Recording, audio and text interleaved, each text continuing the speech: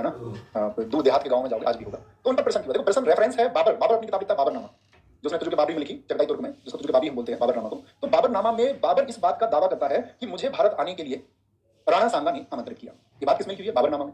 बाबरनामा को बहुत सारे जो लेखक हैं या बहुत सारी परीक्षाओं में या इतिहास के बहुत सारे लोग जब उसको पढ़ाते हैं तो वो उसको एक रेफरेंस के रूप में प्रयोग करते हैं, उसकी बहुत सारी चीजों को सत्य माना जाता है। कहते हैं उसमें उसने आपका राजा कृष्णदेव और राणा सांगा को एक बहुत बलशाली शासक भी बताया है उसी पुस्तक में बाबर ने। तो कहने की बात क्या है समझना, आप थोड़े से मतलब कमेंट सेक्शन को रोक दीजिए और थोड़ा धीरे से सुनिए मेरी बातों को।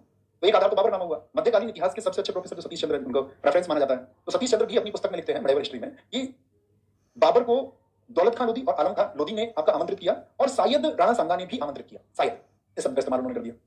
लेकिन इसी समय पे मेवाड़ में जो पांडुलिपि है वो क्या कहती है?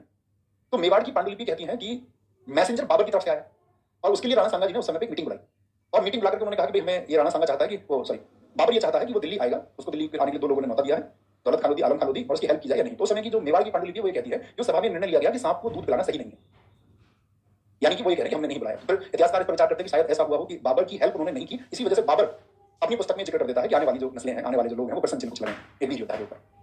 दूसरा जो एनालिसिस है इसका, एक पक्ष और आप विचार करें, अगर कोई शासक उस समय कमजोर हो रहा था दिल्ली में, जैसे कि इब्राहिम लोधी अपनी सत्ता को रहा था और सभी महत्वाकांक्षी थे, आलम खान, दौलत खान लोधी बाबर को बुलाकर उनका विजन ये था कि वे लूट के चला जाएगा वापस, और स्थानीय लोगों में उस समय तक समझ यही थी कि आएगा बाबर। और इधर आपका कहते हैं कि शायद राणा सांगा ने इस कूटनीति के तहत मान के चलो कोई ऐसी हेल्प ली और ये सोचा कि बाबर आए और वो यहाँ पर इसके लिए सत्ता दिल्ली इसका खात्मा हो और वो लोग वापस जाए, ऐसा विचार शायद उन्होंने रखा हो। एक वर्ग इस बात को भी कहता है कि शायद उन्होंने कूटनीति के तहत किया हो।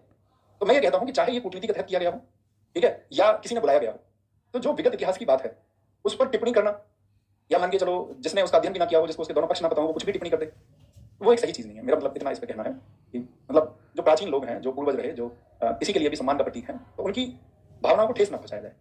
उनकी भावनाओं का सम्मान भी हम सभी को होना चाहिए।